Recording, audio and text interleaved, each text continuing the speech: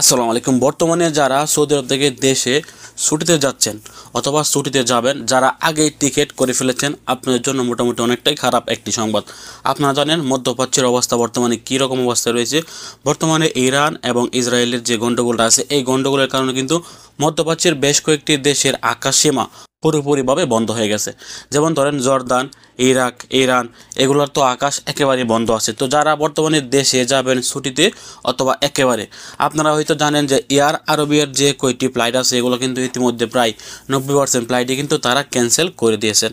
আপনারা যে এয়ারলাইন্সের মাধ্যমে দেশে যাবেন অথবা আপনারা যে বিমানের টিকিট কাটছেন, এয়ারপোর্টে যাওয়ার আগে আপনি যার কাছ থেকে টিকিট কাটছেন, আপনি তার কাছ থেকে একটি কল দিয়ে কনফার্ম হয়ে নেবেন যে 100% আপনার ফ্লাইটটি ঠিকঠাক আছে কিনা, না কোনো প্রকার গরমিল হয়েছে। এই মুহূর্তে মধ্যপ্রাচ্যের এই গণ্ডগোলের কারণে কিন্তু মোটামুটি অনেক ফ্লাইট কিন্তু ক্যান্সেল হচ্ছে এবং এয়ার আরবিয়া সহকারে আরও বেশ কিছু বিমানের অনেক ফ্লাইট কিন্তু ইতিমধ্যে ক্যান্সেল হয়ে গেছে। তো আপনারা যারা দেশে যেতে চাচ্ছেন, আপনারা এয়ারপোর্টে যাওয়ার আগে আপনি আপনার এজেন্সি যার কাছ থেকে টিকিট কেটেছেন, আপনি তার কাছে 1 মিনিটের জন্য একটি কল দিয়ে 100% শিওর হয়ে নেবেন যে আপনার এই ফ্লাইটটি ঠিকঠাক আছে কিনা, বা ফ্লাইটটি আগানো হয়েছে বা পিছানো হয়েছে, বা এই ফ্লাইটটি ক্যান্সেল করা হয়েছে কিনা।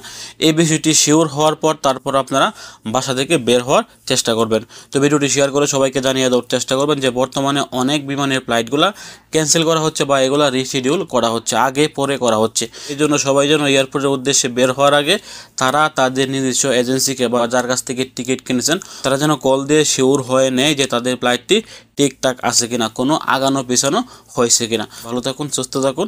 সৌদি আরবের সকল প্রকার আপডেট তথ্য পেতে দূরপ্রবাসের সঙ্গে থাকুন। আসসালামু আলাইকুম।